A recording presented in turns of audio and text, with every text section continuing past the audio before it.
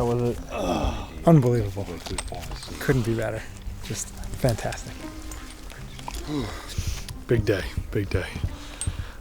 Oh, back on planet Earth, yeah. I'm Thomas Rex Beverly. I'm a nature sound recordist. I'm here working with the Sempervirens Fund on a conservation and art project about the sounds of old-growth redwood trees. When Tom reached out to me about his project and what he wanted to do with it, oh my gosh, the curiosity just got my attention. It's like, what? I'm thinking, oh, you want to hear the birds, you want to hear nature around the tree. And he's like, no, I want to hear what the tree's hearing on a much more deeper scale than just what the human ear can pick up. I know I'll be walking around away from these trees with a deeper understanding, meaning, and I'm sure a much deeper appreciation than I already have. The redwoods, everything happens very slowly. The ecosystem doesn't make a lot of sound. There's not a lot of wildlife. The trees and how they respond to the weather and the wind and the fog is all moving very slow. This tree took 700, 800 years to grow. If it takes us an hour to climb it, that's still pretty fast in tree time. So we're going to take it very slow, very methodical. I'm working with Tim. He's my tree climbing guide. He's doing the rigging of the tree and the scouting of the tree and making sure it's safe to climb. Tom's got his focus on trying to capture the sounds. Andy's got his job of trying to get some photos and good documentation of what's happening. And then my main job is just to make sure everything's safe and that, the tree's welcoming us. With this climb today here, it is a special climb. So we've got permission to be up in these trees. Climbing trees in the parks, completely illegal to do. We're the first people to ever be in this tree. So it's like a pioneer, we're going into unknown, uncharted territory. So with that comes with the excitement, but also that responsibility. Safety, number one, and that also we're entering into someone else's home. There's all kinds of birds living up there, insects, things like that. These are the tallest living things on the planet. And I don't know for a fact, but I can pretty much guarantee more people have summited Mount Everest than have summited an old-growth redwood tree.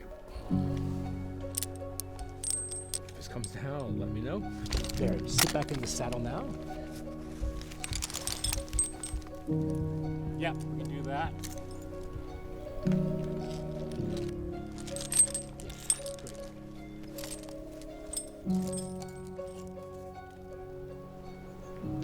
The first day was it was just like the excitement. Everything's tingling. I've got this death grip on the rope and I give myself a blister in the first 50 feet.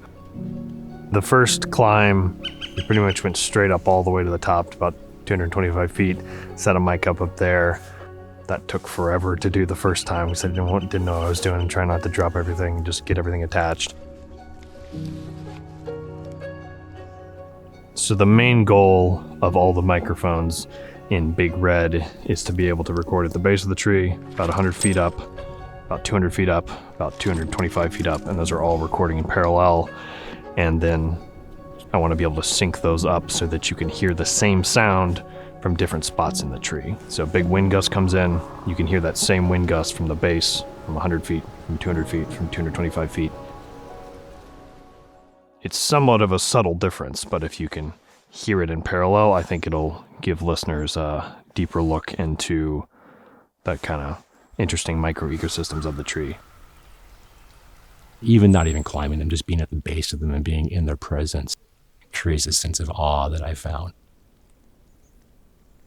At the base of the tree with these old burn scars, and then you get up into the lower canopy and the needles are still pretty wide and open, and then that transitions into this next phase of the tree that has this big canopy architecture where there's these buttresses coming out and these curved branches and these kind of long finger-like ones, and there's these beautiful ripples in the bark, and then you get up through that and you finally get up to where we have these tree boats. It's basically a hammock. I don't plan on sleeping very much. I want to see the sunset, see the stars and shooting stars from the top of the tree. I have some handheld mics. I just want to sit there and listen all night. So I think it'll be pretty surreal and wonderful, and we'll probably top the list of the Best nights of camping I've had. We left Tom up there. He's at the top. He needed to get the sound of the sun setting. So we'll come back and get him in 2 days.